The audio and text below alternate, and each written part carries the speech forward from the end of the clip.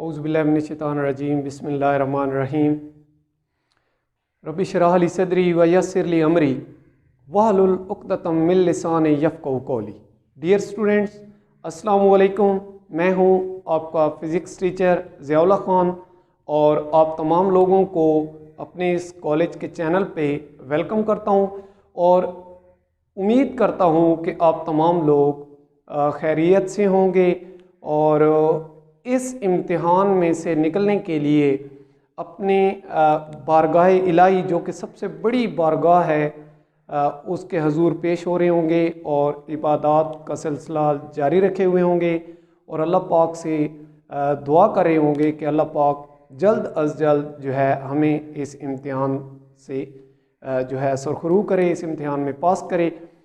बेटा फ़िज़िक्स में आज हमने जो है चैप्टर नंबर 5 सर्कुलर मोशन इसको स्टार्ट करना है और इसमें जो हमारे पास अकॉर्डिंग टू शॉर्ट सिलेबस जो कि टॉपिक है वो है एंगुलर डिस्प्लेसमेंट। एंगुलर डिस्प्लेसमेंट को स्टडी करने से पहले बेटा आप डिस्प्लेसमेंट इसको आप पहले जो है in the form of linear displacement आप पढ़ चुके हैं, ठीक है जी।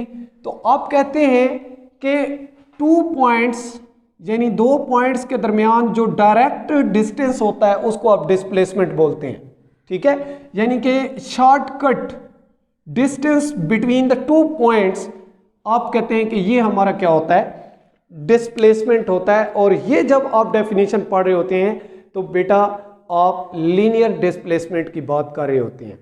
लेकिन यहां पे जो हमने पढ़ना है वो एंगुलर डिस्प्लेसमेंट है।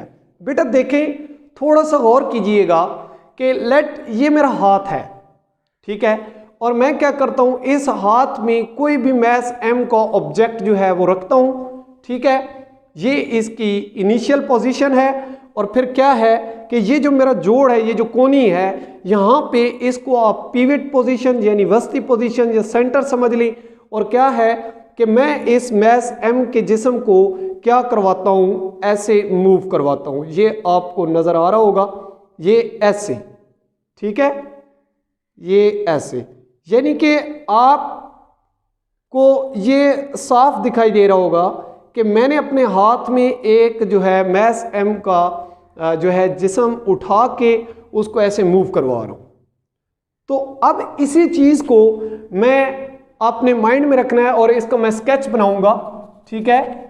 और वो कुछ इस तरह से होगा कि लेट्स सपोज ये जो आपकी ओरिजिन यानी वस्ती पोजीशन है, इनिशियल पोजीशन को मैं यहां पे यानी डॉटेड लाइन से, यानी कि वो ऑब्जेक्ट या वो जो चीज मैंने उठाई हुई थी इनिशियली वो इस पोजीशन पे थी, ठीक है। मैं फिर दिखा रहा हूं, इनिशियली पोजीशन उसकी मैं ये वाली, ठीक है। और फिर मैं क्या करता हूं, इसको ऊपर उठा के लाता हूं यहां तक, ठीक है। और फिर इसी तरह से फिर ऐसे, यानी कि ये जो मोशन है बिटवीन 2 पॉइंट्स रिपीट हो रही है। अब इसी को अपने माइंड में रखना है और इसकी जो दूसरी चीज है या दूसरी पॉइंट है मैं उसको यहां पे जो है शो कर देता हूं लाइन लगा के, ताकि आपको कोई प्रॉब्लम ना हो।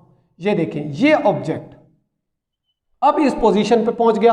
अब बेटा आपको नजर आ रहा होगा कि ये जो मोशन है, ठीक है, ये इनिशियल पोजीशन से यानी कि इस पिवट पॉइंट को ओरिजिन कहते हैं, सेंटर कहते हैं, इससे आपका ये ऑब्जेक्ट क्या कर रहा है, मूव कर रहा है। यानी कि इसको लेट्स सपोज मैं यहां पे कह देता हूं कि ये P1 पॉइंट पे था और यहां पे ये P2 पॉइंट पे पहुंच गया।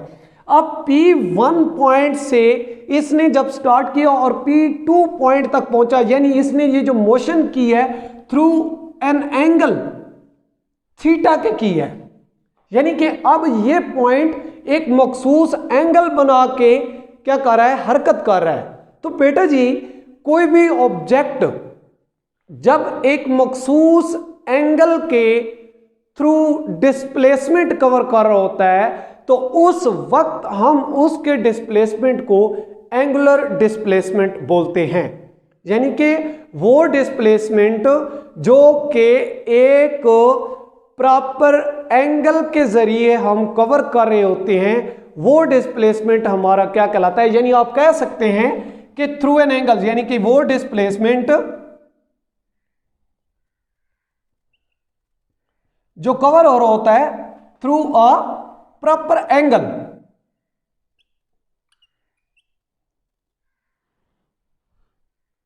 Through an angle.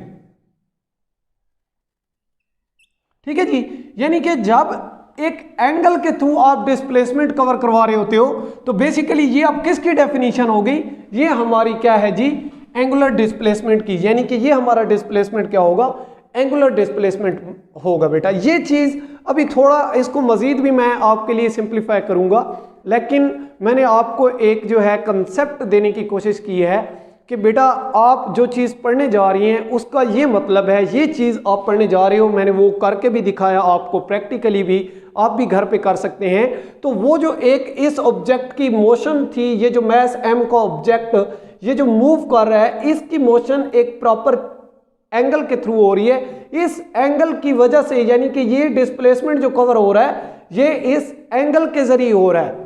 तो ये एंगल जिसमें हम शामिल कर देते हैं, या वो डिस्प्लेसमेंट या वो डिस्टेंस जो कवर हो रहा हो in the form of displacement through a proper angle, तो उसको हम बोलते हैं एंगुलर डिस्प्लेसमेंट। तो ये बेटा इसका था। मजीद मैं इसका जो है आपको आगे एक्सप्लेन कर देता हूं।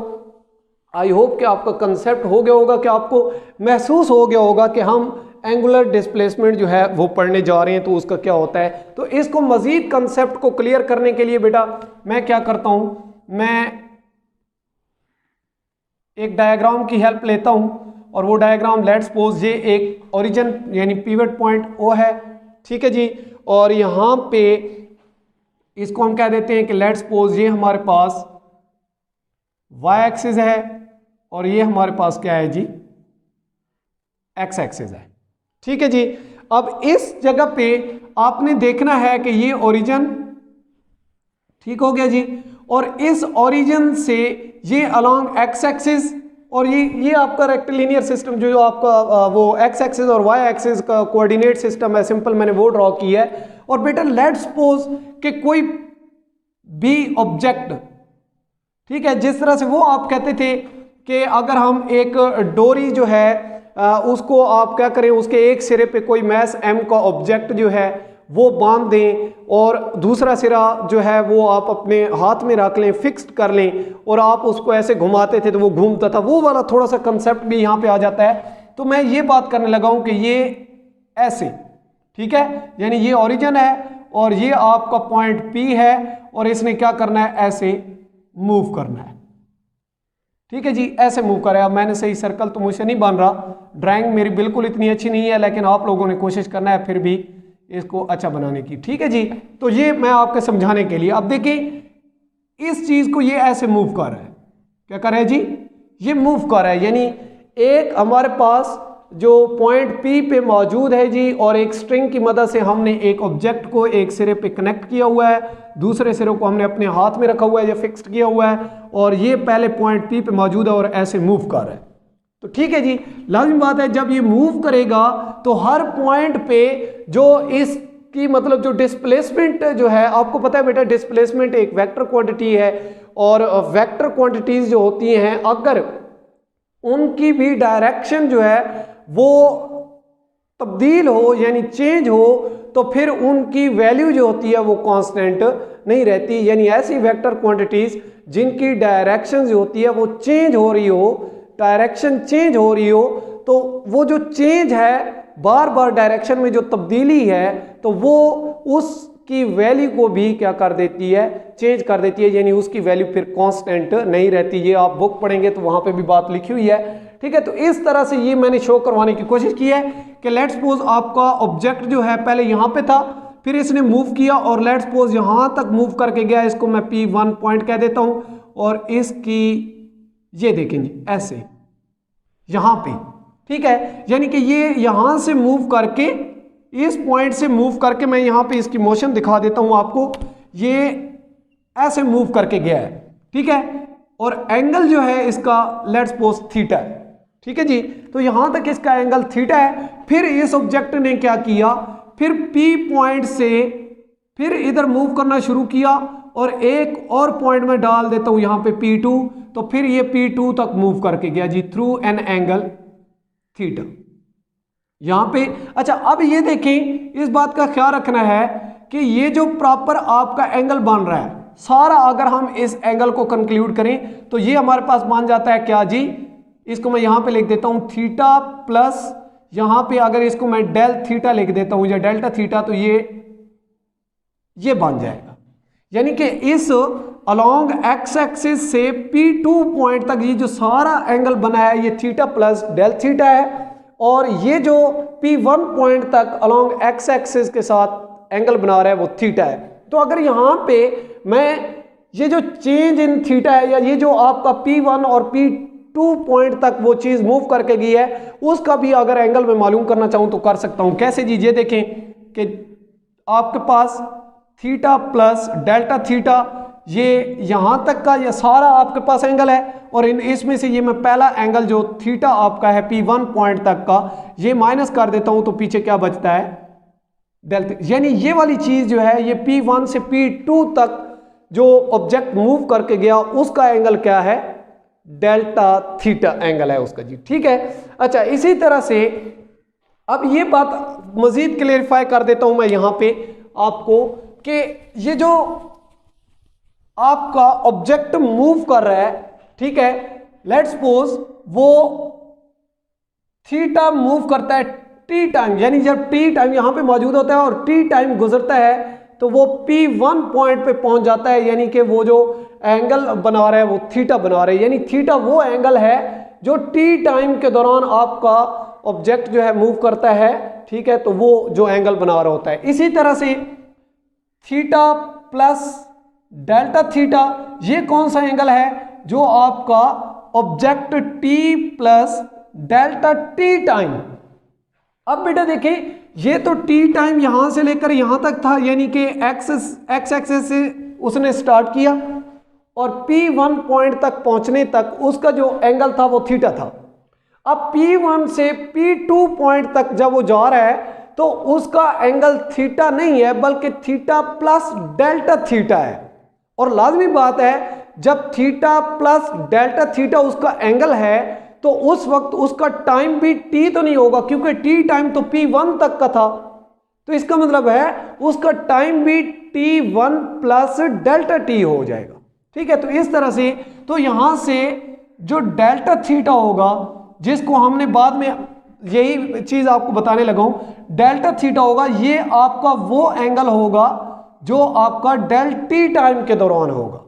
आप मालूम कर सकते हैं, मैंने आपको मालूम करना भी सिखाया, ठीक है। इसी तरह से आपका टी, ठीक है, और प्लस डेल्टा टी ये सारा टाइम हो गया, और पहला जो टाइम आपका था ये, तो इस तरह से आप डेल्टा टी भी मालूम कर, यानी ये वो एंगल है जो इस टाइम के दौरान आपका फॉर्म आउट होता है, बन रहा होता है, या एंगल वो बना रहा होता है, तो सबस्टेंड हो रहा होता है। तो इस तरह से बेटा जी अब ये जो डेल्टा थीटा है, यानी कि ये जो चेंज प्रोड्यूस हो रहा है स्मॉल चेंज, ये वाला, यानी कि जो आपका एंगुलर स्मॉल चेंज आ रही है, यानी कि जो आपका चेंज हो रहा है थीटा, और ये स्मॉल आप देख रहे होंगे कि अगर हमने इस पॉइंट पे चलना स्टार्ट किया है तो ये हर एक पॉइंट पे इसके अंदर जैसे जैसे ऑब्जेक्ट मूव करता जाएगा थीटा के अंदर थोड़ी थोड़ी सी चेंज प्रोड्यूस होती जाएगी with respect to x axis.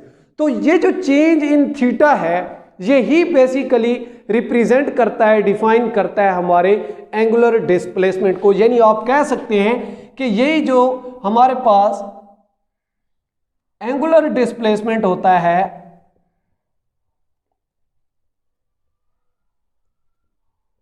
ये बेसिकली हमारा डेल्टा थीटा होता है। यानी डेल्टा थीटा जो टर्म है यहां पे जो चेंज हो रहा है with respect to motion of the object, जैसे जैसे वो मूव हो रहा है, क्योंकि सर्कुलर मोशन है तो जैसे जैसे वो मूव कर रहा है तो लाजिम बात है आपका पिवट पॉइंट से सरकमफ्रेंस तक का डिस्टेंस आर कहलाता है। ठीक है, तो ये हर टाइम पे आर है, डिस्टेंस तब्दील नहीं हो रहा, लेकिन एंगल क्योंकि हम with respect to x axis देख रहे हैं तो वो क्या हो रहा है, चेंज हो रहा है। तो इस वजह से आपका डिस्प्लेसमेंट यानी कि ये जो डिस्टेंस कवर हो रहा है सेम है, लेकिन आपका जो चेंज आ रहा है वो एंगल में चेंज आ रहा है। तो यही जो स्मॉल चेंज इन एंगल है यही आपका क्या है बेटा, एंगुलर डिस्प्लेसमेंट है। इसी को हम क्या बोलते हैं, एंगुलर डिस्प्लेसमेंट बोलते हैं जी। उसके बाद एक और छोटी सी चीज आपको बतानी है।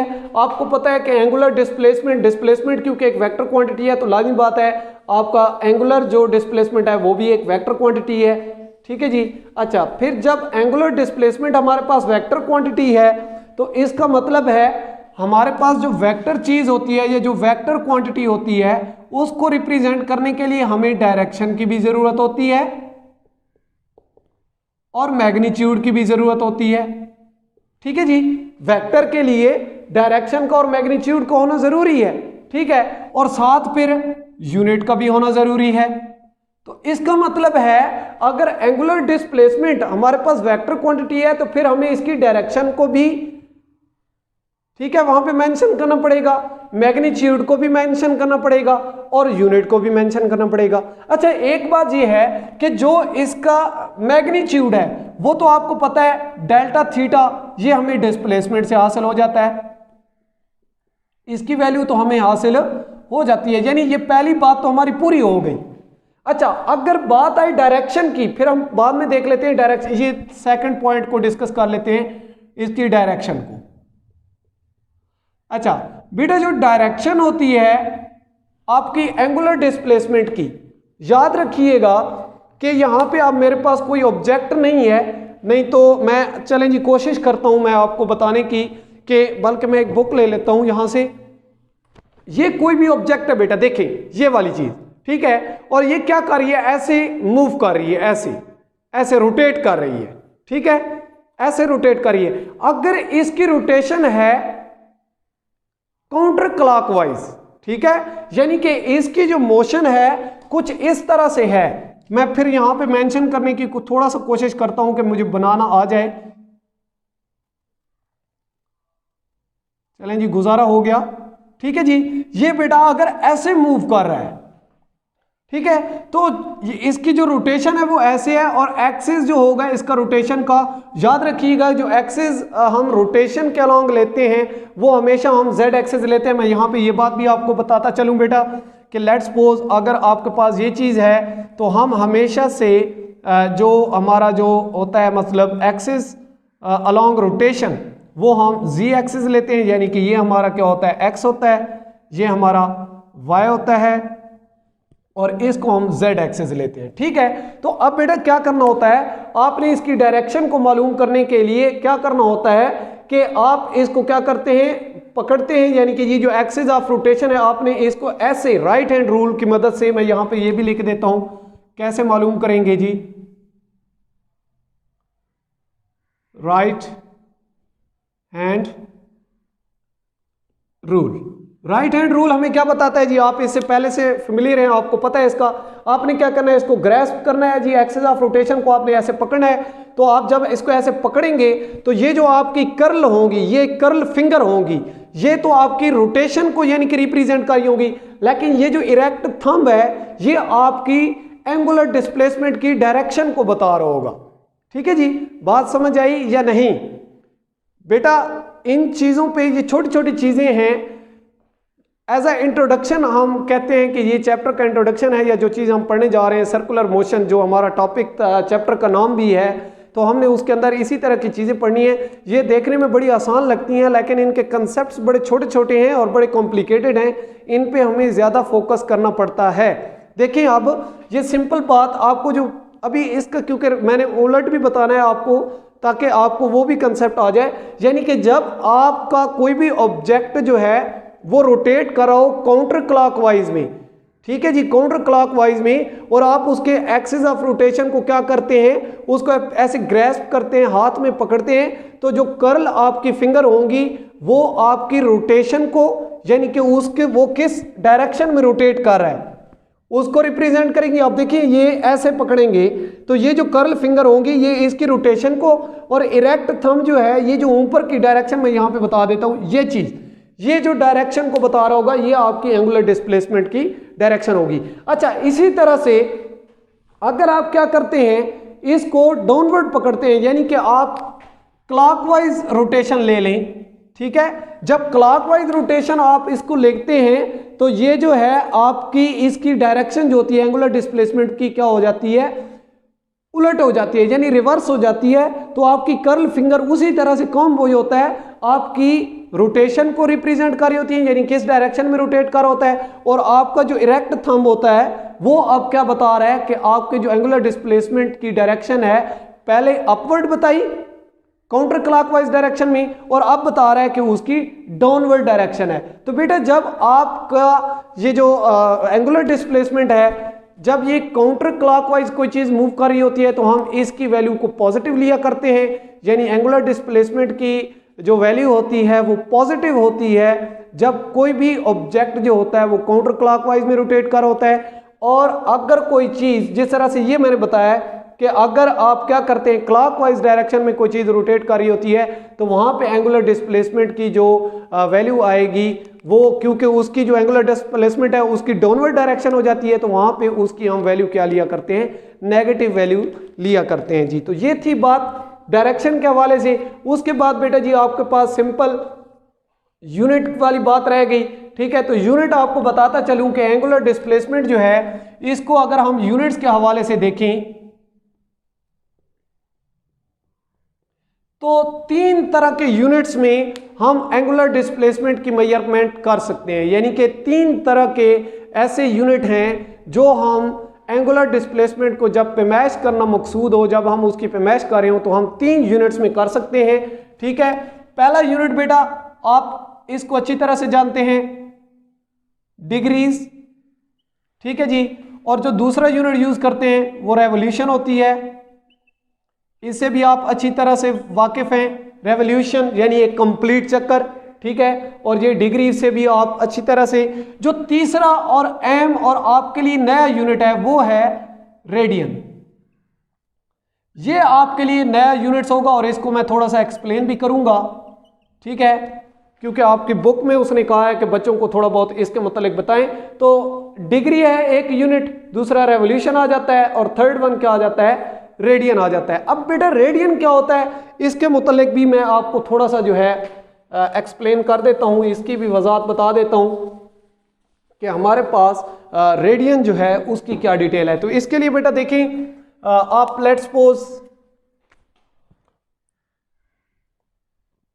ये सर्कल टाइप की चीज है जी, और कोई चीज यहां पे मौजूद है, ये उसका पिवट पॉइंट है यानी ओरिजिन है, सेंटर है, और वो यहां पे मौजूद है और फिर वो मूव करके जाती है यहां तक, ठीक है जी। इसका मतलब है कि पहले वो यहां पे मौजूद थी, ठीक है, इसको मैं P1 पॉइंट कह देता हूं और इसको P2 पॉइंट कह देता हूं, ठीक है जी। यानी उस चीज ने या उस ऑब्जेक्ट ने P1 पॉइंट से स्टार्ट किया अपना सफर करना, और उसने जो P2 पॉइंट तक पहुंचने में डिस्टेंस कवर किया, लेट्स सपोज मैं उसको, क्योंकि ये आर्क टाइप है तो मैं उसको S फिलहाल कह देता हूं, S है, ये लाजिम बात है, उसका रेडियस होगा, और जो एंगल सबस्टेंड कर रही है सेंटर पे वो थीटा है जी, ठीक है जी। तो शायद आपको डायग्राम की समझ आ गई हो, ठीक है। एक ऑब्जेक्ट OP1 समझ लें हमारे पास था, और वो अलॉन्ग एक्स एक्सिस या एक्स एक्सिस की पोजीशन पे था, और उसने मूव किया, और मूव करने के बाद यानी T टाइम के बाद वो P2 पॉइंट पे पहुंचा, और उसने जो theta along x axis form किया वो एंगल थीटा है जी, और उसने जो डिस्टेंस कवर किया P1 से P2 तक वो S है। तो हमने देखना है कि थीटा जो है वो in the form of radian यहां पे कैसे बिहेव करता है, यानी कि आपने देखना है कि थीटा इन रेडियन कैसे आप इसको टैकल करेंगे। लेट्स सपोज जी यहां पे हम थीटा को डिस्कस कर रहे हैं, तो लाजिम बात है ये देखें जी थीटा इक्वल टू, अब देखें क्योंकि ये लेंथ जो है, ठीक है जी, जो डिस्टेंस है सिंपल डिस्टेंस नहीं है, जैसे आप एक लेंथ यानी लंबाई एक डायरेक्ट लीनियर टाइप होती है, स्ट्रेट लाइन होती है, आर्क टाइप है, तो मैं इसको लिख देता हूं यहां पे कि आर्क लेंथ। वैसे मैं सिंपल लेंथ लिख देता, लेकिन क्योंकि ये आर्क की फॉर्म है तो इस arc length divided by radius, और यहां पे रेडियन, ठीक है जी। अच्छा, ये रेडियन थीटा जो है, अब यहां पे ये बात भी बताता चलूं कि रेडियन को आप लोगों ने फिजिक्स में कि ये वाला दरमियानी रेडियन कहते किसको है, यानी 1 रेडियन की डेफिनेशन क्या होती है। तो बेटा याद रखिएगा कि जितना आपका पिवट पॉइंट से P1 तक यानी रेफरेंस सरकमफ्रेंस तक का फासला होता है उसको रेडियस बोलते हैं, यानी कि इस O पॉइंट से लेकर इस पॉइंट P तक, ठीक है, इसको डिस्टेंस को आप रेडियस बोलते हो, यानी कि पिवट पॉइंट से सरकमफ्रेंस तक का इस पॉइंट को आप क्या बोलते हो, सरकमफ्रेंस, ठीक है। इस तक का जो फासला होता है उसको रेडियस बोलते हैं। अगर आपका रेडियस जितना है उतना ही आपका ये आर्क लेंथ है, यानी कि ये इक्वल है, तो उस चीज को हम क्या बोलते हैं कि जो एंगल सबटेंडेड होगा वो 1 रेडियन होगा, ठीक है। इस बात को आप लोगों ने शायद ऐसा यूनिट्स जब पढ़े हो, सिस्टम इंटरनेशनल, ठीक है, तो वहां पे भी आपने रेडियन और स्टी रेडियन का कंसेप्ट हासिल किया होगा, तो वहां से आपने जो रेडियन पढ़ा था ये बेसिकली वही रेडियन है, ठीक है। तो इस चीज को हम ऐसे लिखते हैं, आर्क लेंथ को बेटा मैंने क्या लिखा है, एस, और रेडियस को आर लिखते हैं, तो ये थीटा, और यहां पे आपका वही रेडियन आ जाएगा, ठीक है। तो अगर आपको अब ये 3 चीजें आपके पास हैं, ठीक है, इसमें से अगर आपने डिस्टेंस फाइंड आउट करना है तो लाजिम बात है एस को उधर ले जाएं, ठीक है, तो ये बन जाएगा आर थीटा और फिर रेडियन, यानी कि आपका थीटा ये हमें क्या बताता है, यानी कि हम डिस्टेंस कब फाइंड आउट कर सकते हैं, जब हमारा थीटा किस में हो, रेडियन की फॉर्म में हो, ठीक है जी। तो ये थोड़ी सी कैलकुलेशंस हैं, आप देख लीजिएगा, आई होप कि आपको समझ आई होगी इस चीज की। उसके बाद अदरवाइज आपको जो है वो सिंपल फॉर्म में, यानी कि ये फार्मूला तो आपने ज़्यादा यूज़ किया होगा, ठीक है, सिंपल आपने ये बताना ये चीज़, और इसका इस्तेमाल आएगा, लेकिन आपने साथ लिखना है कि when theta is in radian, यानी कि आप ये फार्मूला लगा रहे हैं तो आपके पास थीटा किस फॉर्म में होना चाहिए, रेडियन की फॉर्म में होना चाहिए। अच्छा जी, उसके बाद क्या होता है कि जिस तरह से मैंने शुरू में बात की थी कि अगर ये मेरा हाथ है और मैंने ये ऑब्जेक्ट जो है ये यहाँ पे पकड़ के इसको ऐसे मूव करवा रहा हूँ, तो मैं डिस्प्लेसमेंट कवर करवा रहा हूँ इसको, और थ्रू एन एंगल करवा रहा हूँ, तो इसको एंगुलर डिस्प्लेसमेंट कहते हैं। अगर ये कंप्लीट एक क्या करता है, रेवोल्यूशन मतलब कंप्लीट कर लेता है, यानी कि एक पूरा साइकिल कंप्लीट कर लेता है, तो फिर लाजिम बात है इसकी मोशन को तो हम रोटेटरी मोशन कहते हैं, वो आपको कंसेप्ट होगा। लेकिन यहाँ पे फिर हम उसकी कैलकुलेशंस कैसे करेंगे, ठीक है, तो उसकी कैलकुलेशंस के लिए थोड़ा सा आपको ये एक्स्ट्रा चीज बता रहा हूँ, ठीक है जी। तो यहाँ पे इसको मैं साफ कर देता हूँ। टॉपिक में बेटा कोई भी मसला हो, कोई भी क्वेश्चन हो, तो आप काइंडली जो है वो बता सकते हैं, कमेंट्स में भी बता सकते हैं, ग्रुप में भी वॉइस मैसेज आप कर सकते हैं, ठीक है।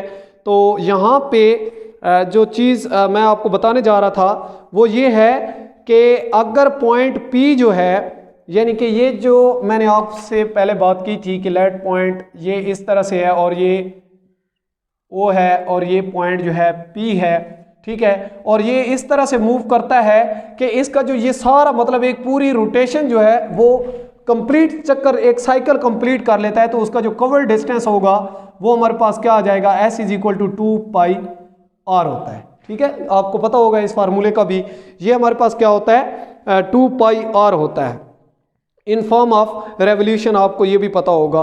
तो in radian it would be, अब रेडियन का फार्मूला आप लोगों ने पढ़ा है, ठीक है जी, वो क्या होता है कि थीटा इक्वल टू हमारे पास S ओवर R होता है, ठीक है। तो S की जगह पे जब आप वैल्यू पुट करोगे तो थीटा इज इक्वल टू क्या हो जाएगा 2πr और डिवाइडेड बाय R, यानी R से R कैंसल, तो थीटा इज इक्वल टू क्या आ जाएगा आपके पास 2π रेडियन, ठीक है। और अगर लाजिम बात है, अगर आप इसको आगे कन्वर्ट करना चाहते हैं यानी कि डिग्री में, तो पाई की जगह पे उसकी वैल्यू पुट कर देंगे, तो इट्स सो सिंपल। ठीक है, यानी कि इसको अगर आप डिग्री में, मैं यहाँ पे चलें सिंपल, अगर आप डिग्री में लिखना चाहते हैं, ठीक है, तो 2 और पाई की वैल्यू क्या होती है 180, तो ये मेरे ख्याल में थीटा इक्वल टू आ जाएगा 360 डिग्री। ठीक है जी, तो ये डिग्री की फॉर्म में आ जाएगा और ये रेडियन की फॉर्म में आ जाएगा। तो इस तरह से आपने क्या करना है जी, इसको थोड़ा बहुत रीअरेंज करना है। अच्छा, 1 रेवोल्यूशन जो होती है, आपको ये भी पता चल गया होगा कि 1 रेवोल्यूशन जो होती है वो हमारे पास क्या होती है 2 पाई रेडियन के बराबर होती है। ठीक है जी, चलो मैं यहां पे लिख देता हूं